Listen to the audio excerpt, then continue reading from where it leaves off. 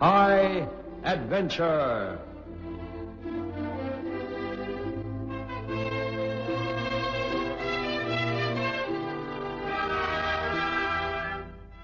Tonight we tell the story, Where Do We Find Such Men? By Denver Morgan.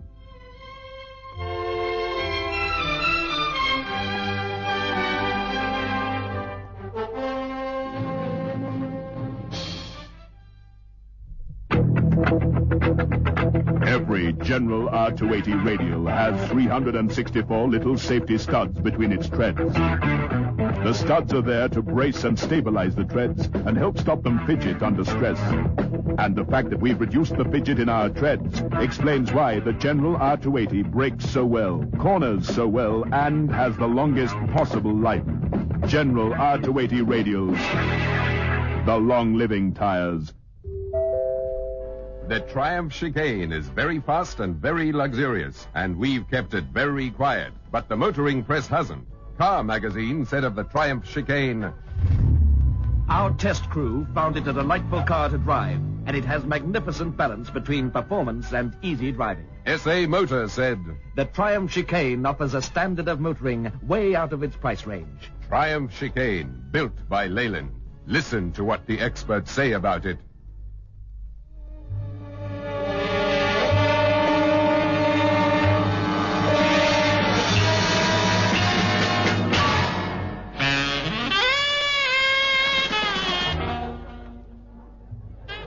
Hello, John. Thought you'd never get here. What'll it be? The usual. Barman, brandy and soda over here. Well, how does it feel to be a free man? Be good. You? Not bad. Do you know I met in the city? The Colonel. Looked me straight in the eye and gave me his, "This is it, chaps, look." Didn't say a word, just stalked by. What did you expect him to say? "Hello, Wade, old boy. Nice to see you out of jail. You and Smythe let the regiment down, you know, selling off army equipment. Bad show. Never mind. Come down to the club and have a drink." Our only crime was we got caught. Where have you been, anyhow? Walking around London trying to find a job. Pretty much the same with me. Nora's left me, sold the house over my head whilst I was inside. My son's got hair down to his shoulders and tells me he's trying to find himself. He'll probably collapse in a heap when he does. Tell me, what happened to that girl, Susan, who used to write to you in prison? She had a bit of money, didn't she? Yes, she's got a bit of money. I went round to see her. She's living with some foreigner. John, you don't see me as a sort of criminal type, do you? No? Why do you ask? Well, the idea of going to work as a door-to-door salesman or clerk or something is quite repugnant to me. I was wondering if I could interest you in a little scheme. Scheme? Yes, scheme. Come, we'll catch the number 9 bus outside. It'll take us to the spot I have in mind. Charles, it's pouring outside. Can't we go tomorrow?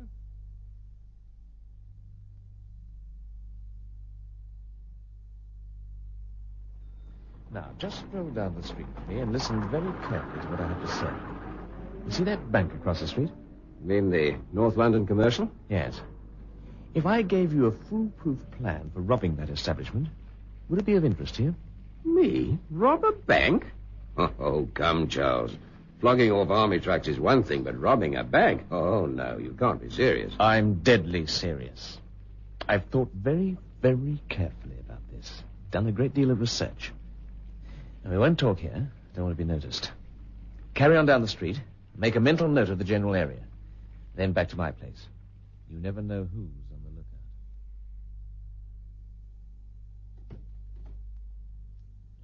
Let me take your coat. Now, sit down. Have a drink and hear me out. You'll never convince me.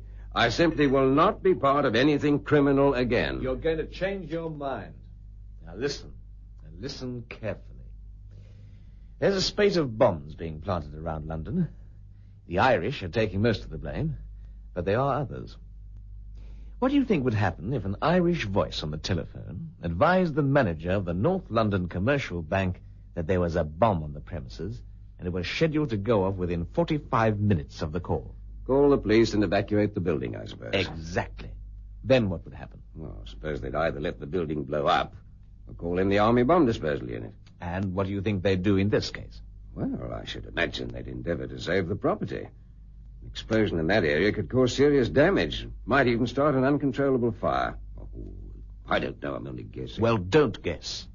They would call in the army. It's standard procedure. Now, the bank's empty. The area's been cleared. First, we'll acquire from one of those army disposal places a Land Rover. We'll clean it up, give it phony regimental plates, and you, dressed as a sergeant, will be the driver. I'll travel with you as a major. After I've made the call to the bank, we'll give it 15 minutes. By this time, the bank will have been cleared and the area partially evacuated by the police. We'll drive up to the first roadblock we see and ask to speak to the man in charge. We'll pass ourselves off as bomb disposal men, sent to the scene. Well, it's a bit early, isn't it? Those chaps aren't supermen, you know. Denford Army camp's at least an hour away. Anyway, they'd probably use a helicopter to fly them in. We'll only do this operation if the weather is such that an aircraft can't fly. No helicopter pilot will risk flying amongst tall buildings if his visibility is nil. The beauty of the situation is that we can do the job any Thursday. So, weather permitting, it'll be 4 weeks from today.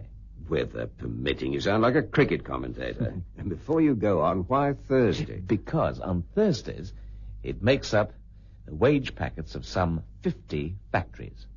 And I should mention here, John, dear boy, that I'm talking about over £500,000.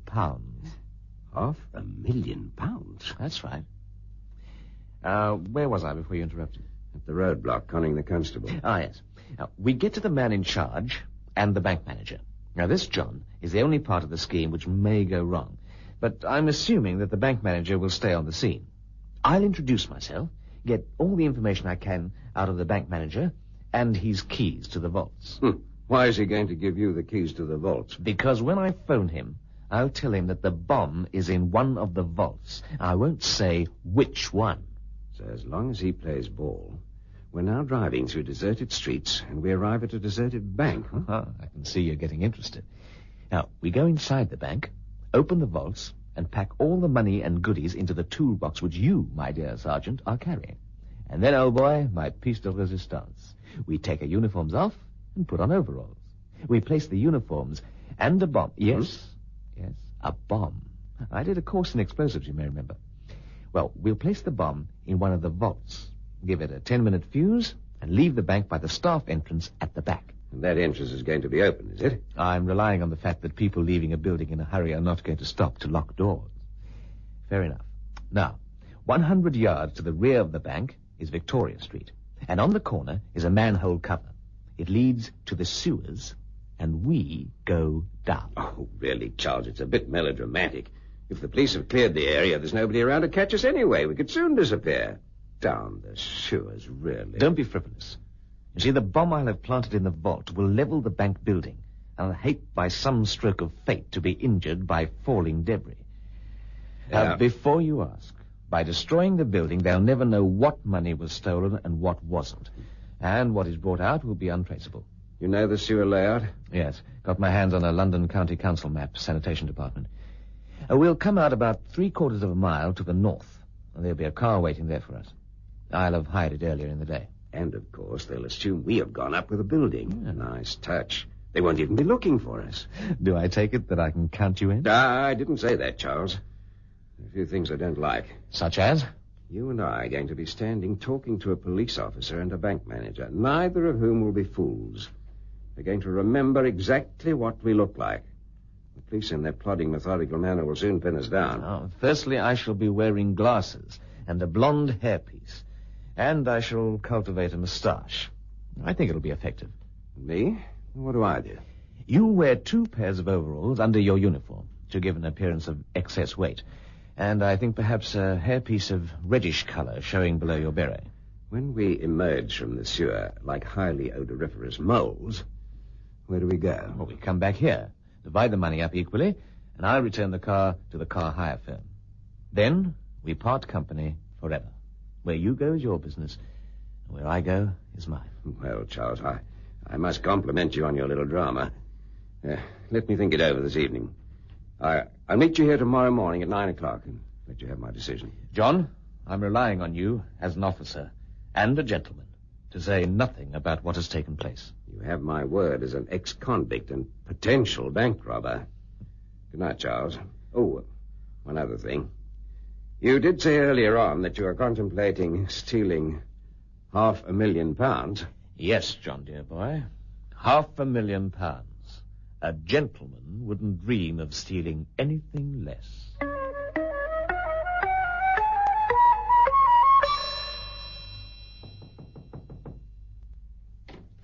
Morning, Charles. I come in? Oh, of course. Please sit down somewhere. I'm sorry the place is rather untidy. I must have overslept. I didn't sleep at all, actually. Really? Well, what's your decision? I've decided that I'll join this little venture. Bravo. Now, it'll take us about 3 weeks to organize everything. There's the vehicle, explosives, uniforms. It'll all take time. Now, I've typed out a complete plan of attack. Now, here's your copy. First, the Land Rover. We won't buy it in London. There's a surplus army place down in South Wales. You go down there and buy a vehicle. It doesn't have to be much good mechanically, as long as it looks all right. We can clean it up. Uniforms will be easy. I think we've still got our own, come to think of it. Hair pieces, well, relatively simple. Get those from any theatrical suppliers. Toolbox, then a moustache. Yes, it'll take me about 3 weeks to grow one. Right, I've managed to borrow money for the vehicle. You take it and get yourself off to Wales. Wales? Isn't that a bit far away? Oh, far away, but necessary. The longer it takes them to trace us, the better chance we have of getting away with it. Anyway, apparently it's the only place you're going to get surplus army vehicles. I ought to know. I sold them most of the equipment they've got. I'll see you when I get back from Indeed to Goodness Land. Well, we got everything together. It's been a long 3 weeks. Yes. I've just heard the weather forecast. The weather tomorrow is lousy. Fog and rain, not very nice flying weather. So we can rule out helicopters. Very well. And tomorrow it is. Tomorrow we steal £500,000.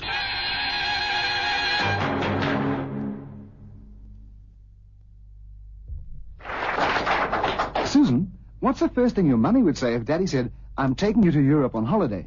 She'd say, can I go too and make a big performance? No. I mean, if your mummy was going to Europe, what would she say? She'd say, can the cat come too? Anne, what's the first thing you'd do if you were going to Europe? I'd see the Standard Bank about travel deal insurance. You would? Yeah. Travel deal insurance, eh? Why?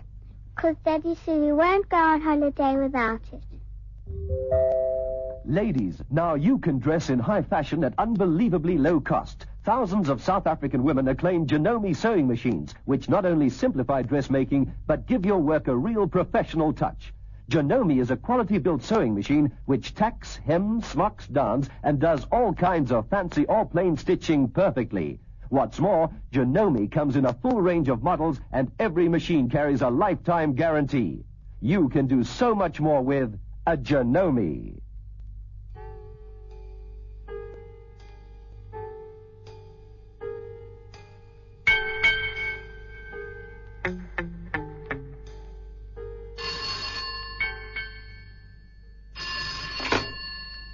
Evans speaking. Is that the manager? Yes. Can I help you? No, you can't help me, but I can help you. Mr. Evans, there's a bomb in your bank big enough to blow your building sky high. What? It'll go off in approximately 3/4 of an hour. Is this some kind of a joke? No, Mr. Evans, this is not some kind of a joke. The bomb is carefully hidden in one of your vaults.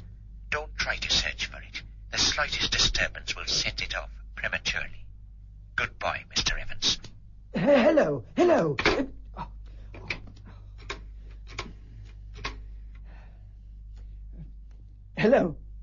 is that emergency?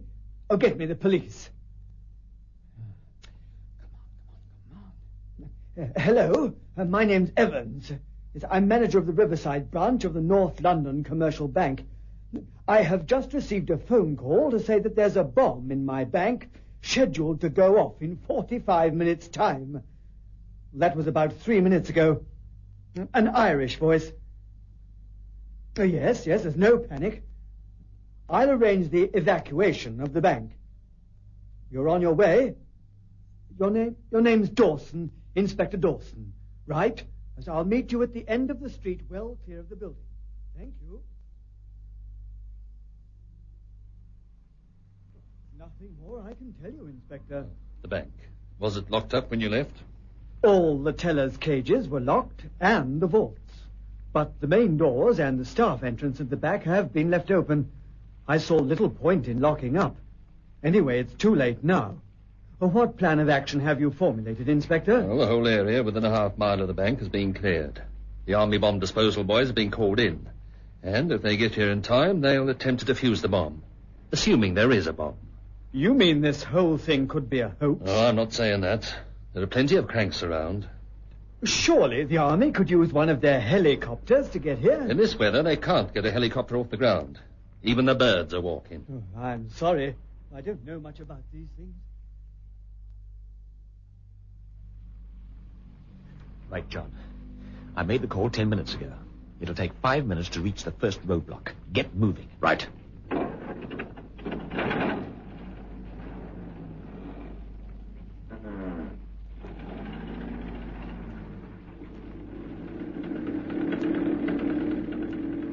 little faster, John. This is supposed to be an emergency. This thing won't go much faster. You said to get a cheap one, I did. I'm glad we don't have to leave in it. So am I. Now, straight ahead. Yes, you're being waved down. Pull in. Stay here. I'll go and talk to the constable. Find out who's in charge. Come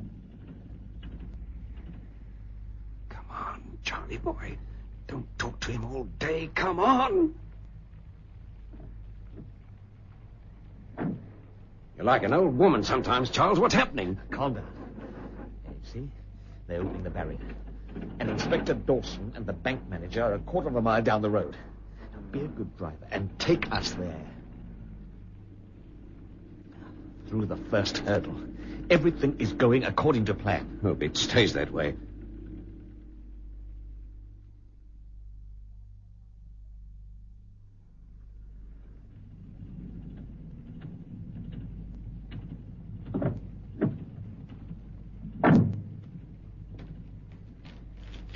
I'm looking for Inspector Dawson. Yes, that's me. Cartwright. Major Cartwright. Bomb disposal unit. Ah, you got here quickly? Yes, they raised us on the radio. We were on our way back to the camp. Been down at the territorial camp most of the morning, giving a demonstration. Huh. Now, can I speak to the person who took the call? Well, that's him over there, the bank manager. His name's Evans. Morning, Mr. Evans. Cartwright.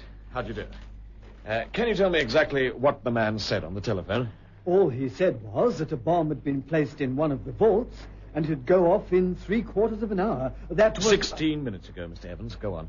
That's all he said. How many vaults are there? 4. Do you think it's possible for a bomb to have been planted in the vaults? The only time it could have happened was early this morning, when the security company delivered tomorrow's wages. Our men are already at the security company, Major, but they haven't come up with anything yet. Mr. Evans, which vault is used for the wage money? Vault number 1. The vaults are clearly numbered. Yes. The money. What is it delivered to your bank in? Large metallic boxes, about 3 feet, 2 feet. Today's delivery. Has it been attended to yet? Yes. The system is this. Vault 1 is more of a maximum security office than a vault in the true sense. 3 clerks and a senior member of my staff remove the money from the boxes and, with the aid of computer information, the wage packets are made up. They were doing this when you got the call? Yes. Had they emptied all the boxes? No, they were quarters of the way through. All the boxes are unlocked, but there's 3 which haven't been attended to. So we could assume that if there is a bomb, it'll be in one of those 3. And the other 3 vaults? Well, they're the normal setup. Safety deposit boxes, legal documents, spare cash. I see. Right. Now, how do we open the vaults? Each vault door has a key, and each door has its own combination. The combination is changed daily. I'm the only one who can open them. If you're going in, I must come with you. I have no intention of taking you in there, Mr. Evans. That would be asking too much. Please let me have the combinations and the keys. This is highly irregular. Good heavens, man. Irregular? Until I get in there, I don't know what type of bomb it is. It might be big enough to destroy everything within half a mile. Do you want to see that happen? It's only money in there, and I assure you I have no intention of stealing it. Very well. Here are the keys, and this is today's code. The tumbler switches are very simple to operate. Thank you, Mr. Evans. Inspector, if there was any accuracy in the information the bank was given on the telephone, the bomb is scheduled to go off in 30 minutes. My sergeant and I will now leave for the bank. Under no circumstances is anybody to approach the building. I take it the area has been cleared. Yes, it has. Very well. I will endeavor to locate the bomb. If we can't find it, or we do find it and can't defuse it within the next 20 minutes, we leave the bank and return here. Are you in agreement? Well, there's little else you can do. I wish you luck. Thank you, Inspector. Goodbye, Mr. Evans. Hope to see you later.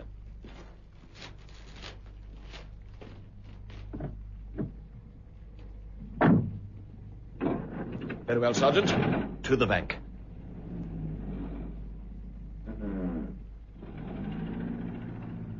That takes care of the second hurdle.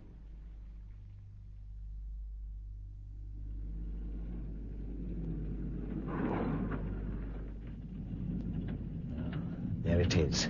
The bank robber's dream. A bank empty of people and full of beautiful money. Come on, forget the speeches. Give me a hand with the toolbox.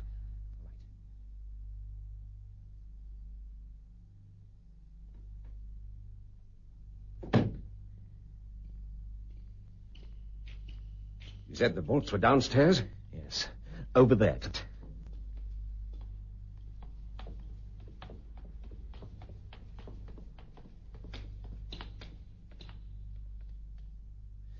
All right.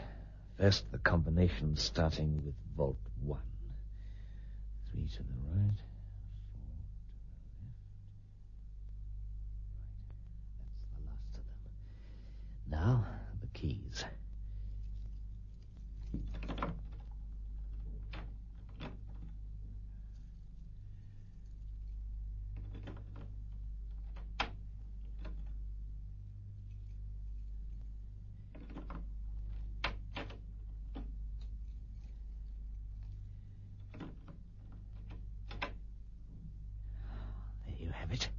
Open them up.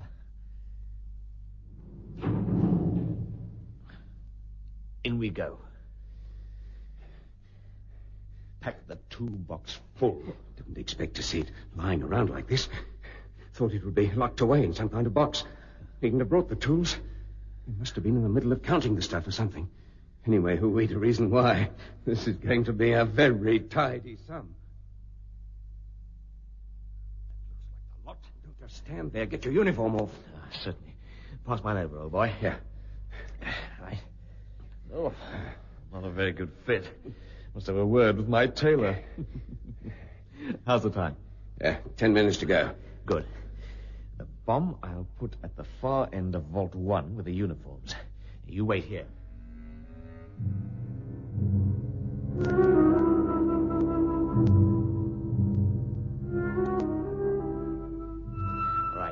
The bomb's in there.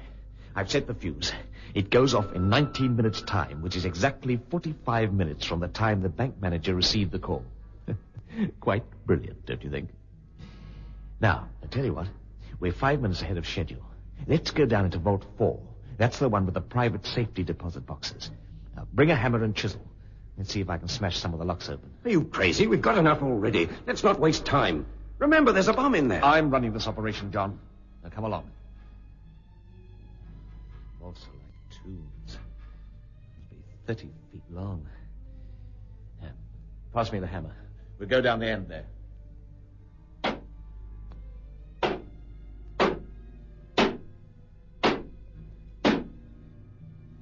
That's it. Now give me a hand with the safety deposit drawer. Right. Right. Careful. Now.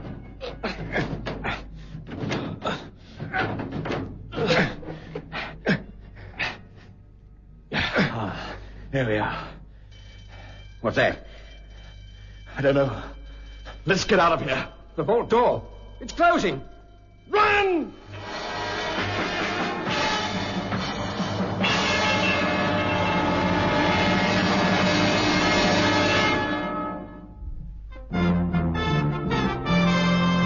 Announcing the complete detergent, New Darto. New Darto. It's all your whole family's wash needs for dazzling whiteness. And brilliant brightness. And stain removal. And easy rinsing. And all temperature action. New Darto.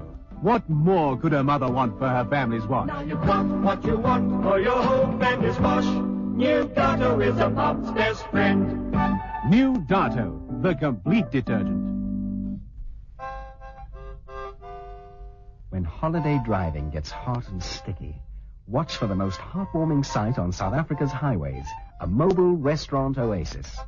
Freshen up in a well-equipped restroom and enjoy a delicious snack or meal in a sparkling clean restaurant while mobile attendants top up your tank and clean your windows.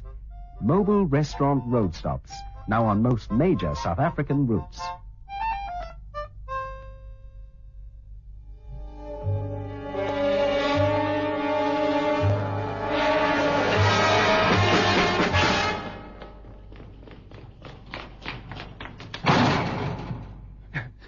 It's closed. It's closed. I can't budge it. We're trapped in here, Charles. Trapped. What went wrong? Something I didn't think of. When we smashed that safety deposit drawer open, it must have set the alarm system off and closed the vault door electronically. You know what this means? Yes. There's nobody in the bank to hear the alarm. Nobody to let us out. I'm terribly sorry, old boy. Oh, that's all right. Yeah. Have a cigarette.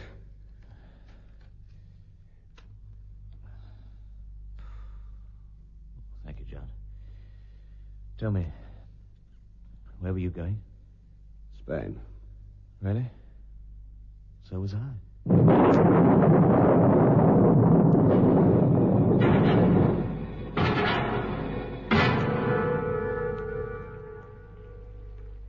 Do you think they got clear, Inspector? No, Mr. Evans. I don't think so. And you know something? I can't even remember their names. I don't suppose it really matters, Inspector. They were two very brave men. I shall always remember how they looked when they drove off to the bank. Calm, cool, and collected. Where do we find such men?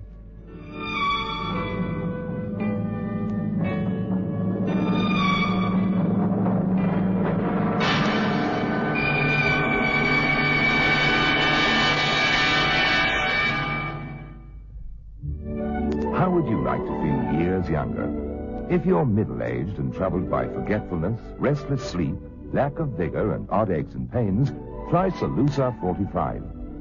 Solusa 45's remarkable formula actually helps you feel and look years younger. Solusa 45 helps give you new physical and mental energy. It can even help combat the symptoms of aging too quickly. Enjoy life. Feel years younger. Try Solusa 45.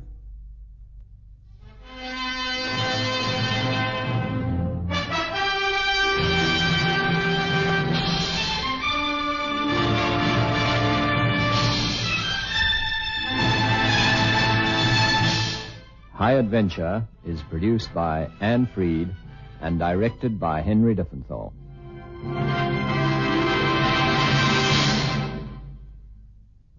I was on my way to London via Amsterdam. You overstayed? Yes. Me too. I was amazed. Such a fantastic atmosphere and the people. Fly KLM to exciting Amsterdam. All right, let's look ahead a little bit and find out what we have in store for you. As usual, at 9:30 on Thursday nights, it'll be the epic casebook in which Inspector Carr investigates.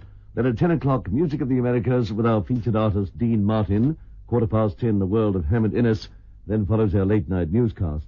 Right now, a time check for 9:30 here on Springbok Radio. West Point ijskaste en vrieskaste. Hou alles die koudste.